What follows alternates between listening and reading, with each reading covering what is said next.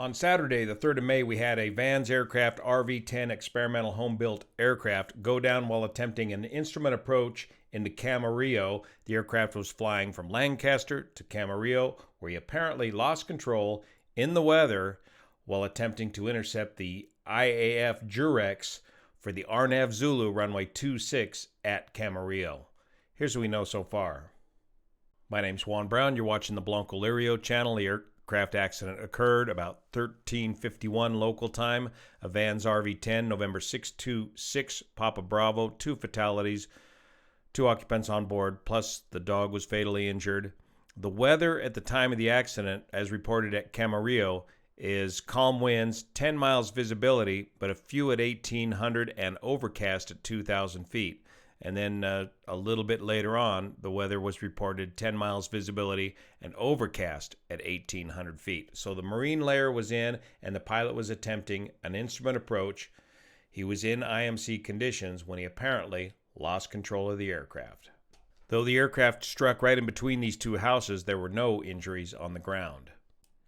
There was door camera video of the impact played on the news, but of more importance to the NTSB investigators will be door camera audio leading up to the crash. And according to one eyewitness, one of the homeowners whose home was struck, he did hear the aircraft circling very low over his house, and he went in to tell his wife about it, and then the aircraft struck the house.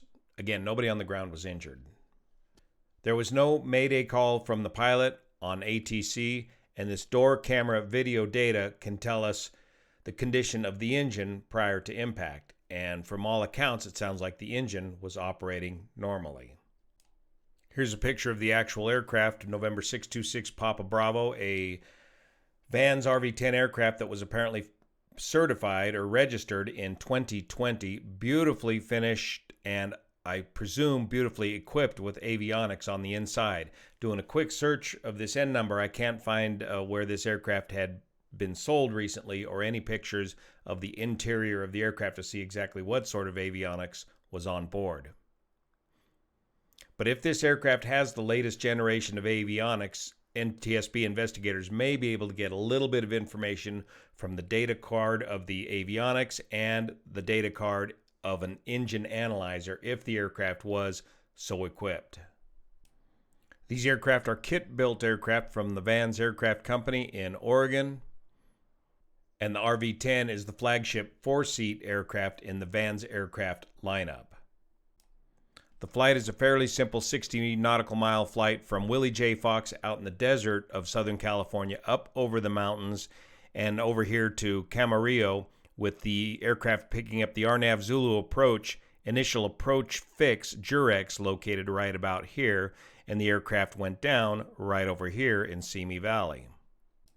The 200 block of High Meadow Street is right along this bend here, and the Jurex initial approach fix is located right about here. So now let's take a look at the ADSB data. Looking at the ADSB data here on ADSB Exchange with the VFR sectional chart overlaid underneath, you can see the aircraft departed Willie J. Fox and headed over here to the Palmdale VOR and then began its flight over the mountains in an effort to intercept Jurex for the initial approach fix inbound to Camarillo. And here at the end of the flight, we see a series of very tight turns while the aircraft is attempting to intercept the initial approach fix.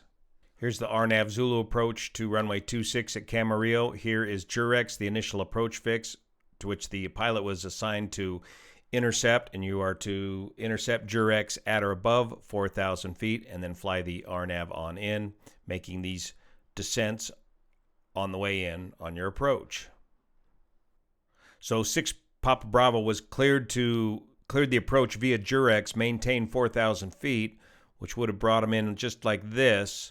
And if we look at the data closer, we see the aircraft begin to descend here at 115 knots, 113 knots, 108 knots, 99 knots, 3,800 feet.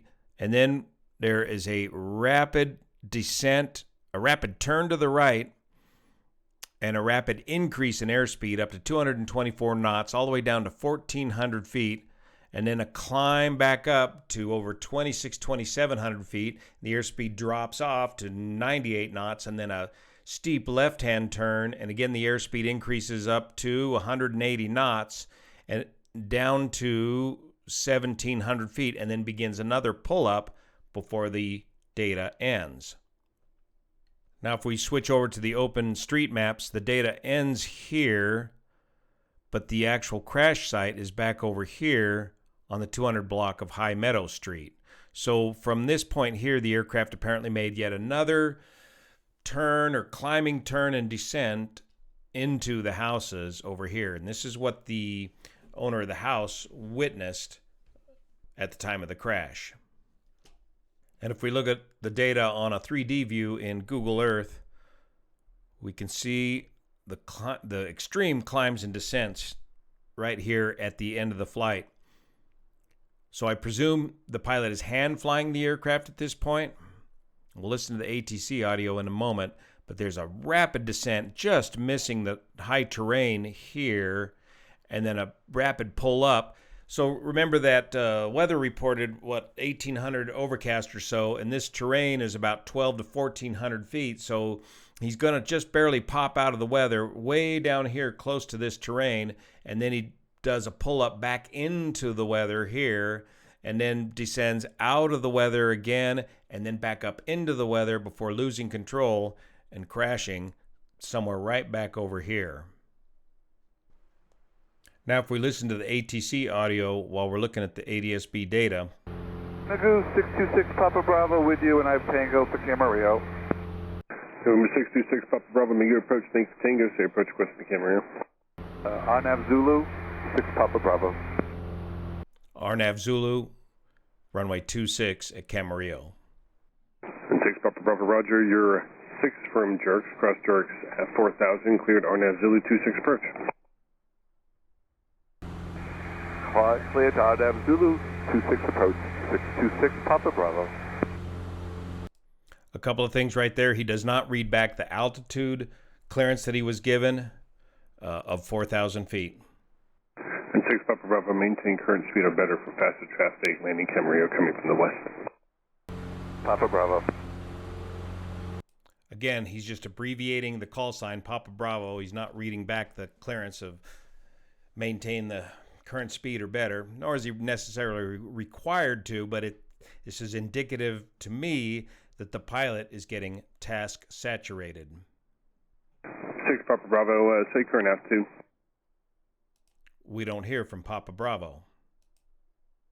November 626 Papa Bravo, make your approach, radar contact lost. Radar contact lost because he's descended below the radar. November 626 Papa Bravo, make your approach, radio check. 26 Papa Bravo. And 6 Papa Bravo, have you coming in broken, say altitude. Come again, 6 Papa Bravo. Come again, 6 Papa Bravo. He's so task saturated right now, he's not able to listen to the ATC controller and respond to him properly at the same time. November 626 Papa Bravo, say altitude. And November 626 Papa Bravo should be at 4,000 feet on the Arnav Zulu. The controller cannot see 6 Papa Bravo on a screen, but he's just reminding him that, hey, you need to be up there at 4,000 feet getting lined up for the approach. So the controller can't see all these gyrations that's going on at this time. November 626 Papa Bravo, make your approach. November 626 Papa Bravo, make your approach, radio check.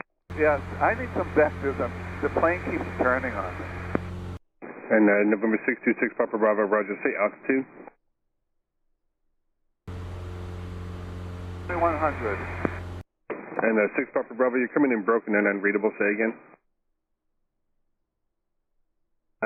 November 626 Papa Bravo, make your approach. So 6 Papa Bravo says rather casually, I need some vectors. This airplane keeps turning. Well, who's in charge of the airplane at this point? Is he allowing the airplane to fly him? Is he allowing the automation to take over at this point? When you get in these sort of situations with your automation, It's time to downgrade the automation to meet the task at hand. If the automation is not doing what you want it to do, assuming he's even on autopilot, or he's not getting the instrument approach to sequence correctly to the next waypoints, he needs to manually fly the aircraft, maintain aircraft control, and then regain control of the situation, regain control of the automation secondary to flying the aircraft. So 6 Papa Bravo makes one more attempt to relay his altitude, but it's cut out. We can't make out what altitude he's trying to transmit, and that's the last we hear of 6 Papa Bravo. No mayday calls, no distress calls. So based on that ATC data and this ADSB data and the weather conditions, it sure seems to me like this is a classic case of loss of aircraft control in instrument meteorological conditions due to spatial disorientation, but the NTSB will have to go through the painstaking process of analyzing everything else about this accident before they can rule this possibility in.